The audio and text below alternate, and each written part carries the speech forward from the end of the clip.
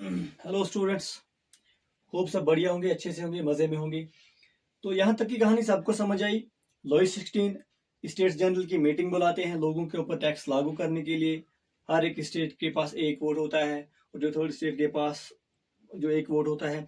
तो उसके बाद में क्या मसला होता है, जो थर्ड स्टेट के लोग थे वो उस चीज को अपोज कर रहे थे। क्यों? क्योंकि उनको जो वोटिंग सिस्टम था इसके साथ उनको लोगों को कोई बराबरी नहीं थी। वो ये डिमांड करते हैं कि हर किसी बंदे के पास एक वोट होना चाहिए। और जब ये बादशाह के सामने ये डिमांड रखते हैं कि हर किसी बंदे के पास एक वोट होना चाहिए, बादशाह उनकी डिमांड को रिजेक्ट कर देते हैं और फिर वो गुस्से से वहां से निकल जाते हैं बाहर।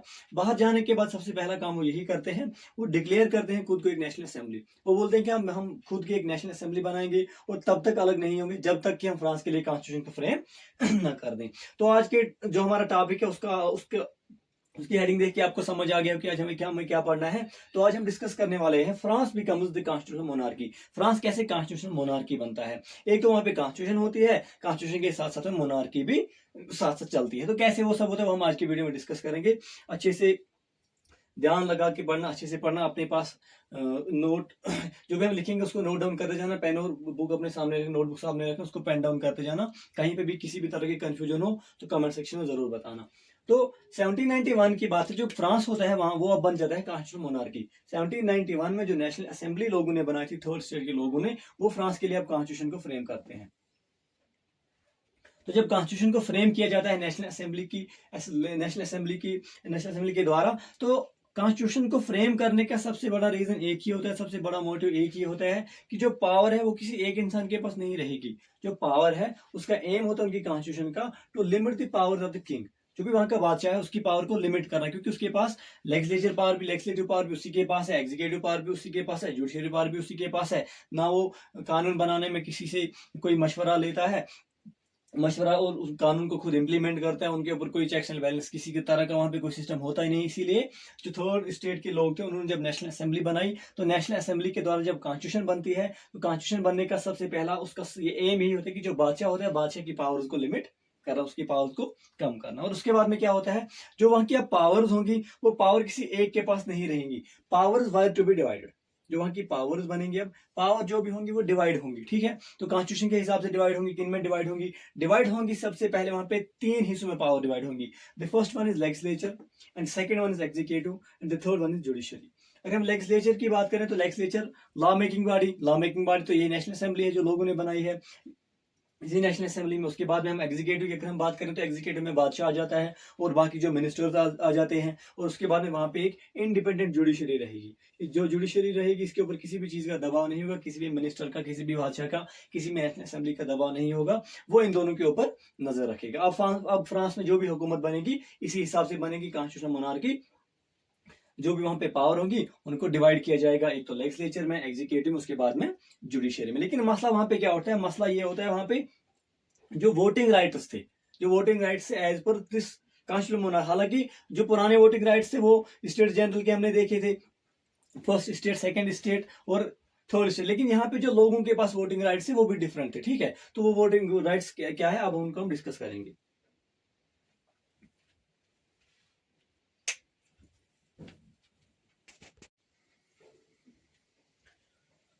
अब जो कॉन्स्टिट्यूशन लोगों ने बनाए तो उसके बाद में वहां का पॉलिटिकल सिस्टम कैसा था, वहां पे वोटिंग राइट्स कैसे थे, वो सब हम इसमें डिस्कस करेंगे। नजर रखना आराम से। ठीक है, तो new political system after new constitution monarchy. ठीक है, जब फ्रांस में नई कॉन्स्टिट्यूशन आ जाती है, कॉन्स्टिट्यूशन मोनार्की फ्रांस बन जाता है, उसके बाद में वहां का सिस्टम, पॉलिटिकल सिस्टम क्या था उसको हम यहाँ पे डिस्कस करेंगे। तो मैंने छोटा सा मैप फ्लो चार्ट के जरिए से आपसे, अभी ये एक तरह का मैप, एक तरह का फ्लो चार्ट है, इसके जरिए से आप समझ लीजिएगा। तो मैं आपको one by one, step by step समझाता चलूंगा। अगर हम वहां के यहाँ पे एक साइड तो जुडिशरी है, एग्जीक्यूटिव एंड लेजिस्लेचर। अगर हम लेजिस्लेचर से शुरू कर रहे हैं, लेजिस्लेचर क्या है, जो लॉ मेकिंग बॉडी होती है, that is national assembly. Legislature, law making body, national assembly. और इस नेशनल असेंबली को जो है इनको चुनेंगे कौन, इसको इसके लिए वोट करेंगे इलेक्टर्स। ठीक है, इस नेशनल असेंबली के लिए वोट करेंगे इलेक्टर्स। और वो इलेक्टर्स से 50,000 मेंबर, कितने थे वो, 50,000 मेंबर जो थे इलेक्टर्स थे। और इन इलेक्टर्स को इलेक्ट करेंगे लोग, इन इलेक्टर्स के लिए वोट डालेंगे लोग। एक्टिव सिटीजन थे जिनके पास राइट टू वोट था, वो पहले क्या काम करेंगे, वो इलेक्टर को इलेक्ट करेंगे। और जो इलेक्टर है फिर वो नेशनल असेंबली के लिए वोट डालेंगे। तो अगर हम एक्टिव सिटीजन की बात करें तो एक्टिव सिटीजन वहां पे 4 मिलियन लोग थे जिनके पास राइट टू वोट था, और उनकी वहां की टोटल पॉपुलेशन जो थी वो 28 मिलियन थी। आउट ऑफ 28 मिलियन सिर्फ 4 मिलियन लोगों के पास राइट टू वोट था। जो वहां पे जो वोटिंग राइट था लोगों को दो हिस्सों में डिवाइड किया गया था। एक साइड पे था एक्टिव सिटीजन, दूसरे साइड पे था पैसिव सिटीजन। एक्टिव सिटीजन कौन से लोग थे? वो लोग जिनके पास राइट टू वोट होगा। तो राइट टू वोट जैसे कि अगर हम अपने हिंदुस्तान की बात करें तो यहाँ पे यूनिवर्सल एडल्ट फ्रेंचाइज के तहत कोई भी बंदा जो 18 ईयर से अबव होगा, irrespective of his her caste, gender, sex, creed, किसी भी, अगर वो किसी भी कल्चर का होगा, किसी भी मजहब का, किसी भी रेस का होगा, उसके पास राइट टू वोट है अगर वो 18 से ऊपर है। वहां पे अलग सिस्टम था। वहां पे क्या सिस्टम था? वहां पे जो एक्टिव सिटीजन थे उनके पास वो कौन से थे? Above 25 years of age. वो मैन, सिर्फ मैन जो अबव 25 ईयर्स ऑफ एज थे, जिनकी उम्र 25 साल से ज्यादा थी, उनके पास राइट टू वोट था। दूसरी साइड में क्या, इनके एक तो अबव 25 ईयर होना चाहिए, इसके साथ साथ में होना चाहिए टैक्स पेयर, जो टैक्स पे करेगा। जो उनको डेली वेज मिलती थी, जो उनकी वेज मिलती थी उसके 3 दिन वेज उसको टैक्स पे करना था, तब जाके वो इस कैटेगरी में आता, तब जाके वो एक्टिव सिटीजन कहलाता। तो और जो 4 मिलियन थे ये इसी कैटेगरी में आते थे। एक तो वो मैन थे अबव 25 ईयर ऑफ एज थी, इसके साथ साथ में लोग टैक्स पे करते थे। टैक्स कितना पे करना पड़ता था इनको? इनकी जो डेली वेजेस होती थी उसके 3 दिन इनको टैक्स पे करना था, उसके बाद में जाके एक्टिव सिटीजन के कैटेगरी में शामिल होते थे। उसके बाद में जो पैसिव सिटीजन थे, इनके पास किसी भी तरह का वोटिंग राइट नहीं था। अगर हम पैसिव सिटीजन की बात करें तो इनकी पॉपुलेशन लगभग 3 मिलियन थी, ठीक है। तो इसमें कौन कौन से आते हैं? इसमें वुमेन आते हैं, चिल्ड्रन आते हैं, और वो नौजवान आते हैं, वो यूथ आते हैं जो बिलो 25 ईयर्स ऑफ एज पाए जाते हैं। तो ये सिस्टम था वहां के पॉलिटिकल सिस्टम का। अब इसमें मसला क्या था? एक तो लेजिस्लेचर था, ये कानून बनाने का काम करेगा। अगर हम एग्जीक्यूटिव की बात करें तो उसमें बादशाह आता है, एक तो मिनिस्टर आते हैं। जो बादशाह था उसके पास जो उसके पास पहले पावर, उन पावर को खत्म कर दिया, लेकिन उसके पास एक ही पावर बची थी, that is the veto power. बादशाह के पास अब सिर्फ एक ही पावर बची थी, दैट इज वीटो पावर। और वीटो पावर क्या होता है? वीटो पावर है, अगर इन लोगों ने कोई भी कानून बना के पास कर दिया तो बादशाह के पास ये राइट था, वो यस और नो बोलता, ठीक है। अगर बादशाह को लगता कि हाँ ये कानून ठीक है तो उसको अप्रूव कर देता, पास कर देता। और उसको लगता कि नहीं ये पावर गलत है, ये कानून इन लोगों ने गलत बनाया, तो उस अपनी पावर के हिसाब से उसको वो इनकार कर दे। अलबत्ता जिसकी वो वीटो पावर थी, वो किसी भी कानून को सिर्फ 3 बार से ज्यादा, अगर एक बार में पास किया, इसने रिजेक्ट कर दिया, दूसरी बार में पास किया, बादशाह ने रिजेक्ट कर दिया, तीसरी बार में अगर पास किया तो बादशाह अब रिजेक्ट नहीं कर सकता। तो तीसरी बार बादशाह को वो जो भी कानून बनाएंगे उसको पास करना ही करना पड़ेगा। तो एट द एंड आप लोगों को ये समझ में आया कि नेशनल असेंबली बन गई, लेजिस्लेचर बन गया, एग्जीक्यूटिव बन गई, जुडिशरी बन गई, बादशाह के पास जो पावर थी उनको खत्म कर दिया। लेकिन यहाँ पे अब एक मसला ये होता है कि एज पर अगर हम डेमोक्रेसी की बात करें, हर किसी के पास राइट टू वोट होता है, ठीक है। लोग अपनी मर्जी से अपने रिप्रेजेंटेटिव को चुनते हैं और फिर वो उन्हीं लोगों के रिप्रेजेंटेटिव उनके लिए काम कर। लेकिन यहाँ पे मसला अलग था। यहाँ पे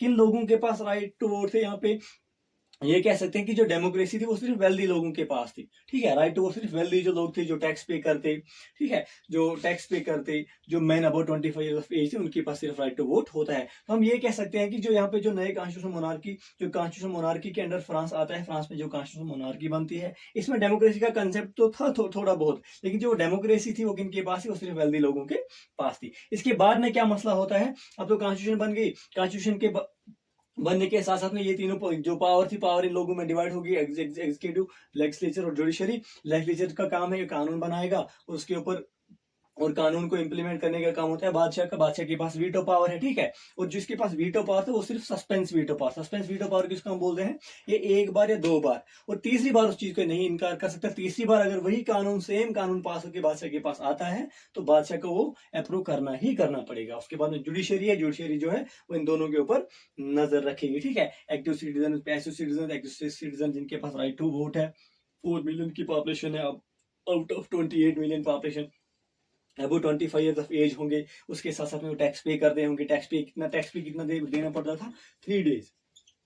उनकी जो वेजेस होती है 3 डेज ऑफ वेजेस, उनकी जो वेजेस होंगी उसके 3 दिन, अगर उसके 3 दिन की कमाई अगर वो टैक्स पे करेगा तो वो एक्टिव सिटीजन की कैटेगरी में आ जाएगा। उसके बाद में पैसिव सिटीजन, उनके पास कोई भी वोटिंग राइट नहीं था। उनकी पॉपुलेशन 3 मिलियन थी, लगभग अप्रोक्सीमेटली 3 मिलियन, इससे ज्यादा भी हो सकती है। और उनमें वुमेन आते हैं, चिल्ड्रन आते हैं, यूथ आते हैं बिलो 25 ईयर्स ऑफ एज। इसके बाद में क्या होता है? जो ये कॉन्स्टिट्यूशन बनती है, ये डिक्लेयर करती है ह्यूमन राइट्स को। क्या कर रही है? डिक्लेयर ह्यूमन राइट्स को। तो अब हम डिस्कस करेंगे ह्यूमन राइट्स के बारे में, किस चीज की डिक्लेरेशन करती है कॉन्स्टिट्यूशन।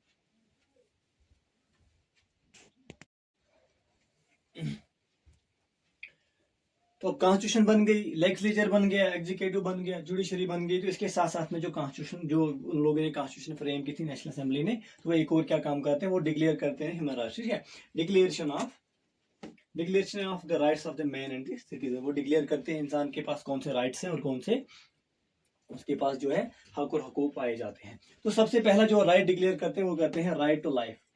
हर किसी के पास जिंदगी जीने का हक है, वो किसी भी तरह से रहे, उसकी अपनी मर्जी। उसके उसके दूसरा दूसरा जो उन लोगों ने राइट डिक्लेयर किया था कॉन्स्टिट्यूशन के हिसाब से, that was the freedom of speech. हर किसी के पास बोलने का हक है, ठीक है। और किसी को लगता है कि ये काम मेरे खिलाफ हो रहा है तो उसके खिलाफ आवाज उठा सकता है। अगर उसको लगता है कि बादशाह ने काम गलत किया है, आवाज उठा सकता है। उसको लगता है कि जो लेजिस्लेचर लॉ मेकिंग बॉडी उन लोगों ने कोई कानून ऐसा बनाया जो किसी एक कास्ट को, किसी तबके को या किसी किसी इंसान के खिलाफ जा रहा है, किसी सेक्शन ऑफ द सोसाइटी के खिलाफ जा रहा है, तो उसके पास ये हक है बोलने को। उसके पास भी ये फ्रीडम ऑफ स्पीच, उसके पास ही इंसान के पास है कि आप इन राइट्स को आप डिक्लेयर किया गया। उसके साथ साथ में एक और राइट, फ्रीडम ऑफ ओपिनियन। हर किसी के पास ये हक है कि वो अपनी अपनी राय दे सकता है, ठीक है। जैसे अभी कोई कानून बनेगा तो लोगों के पास राय कि नहीं, इस कानून में ऐसा नहीं होना चाहिए था, ऐसा होना चाहिए, ठीक है। यहाँ पे इस तरह से ये चेंज करके ये चेंज करनी चाहिए थी, ठीक है।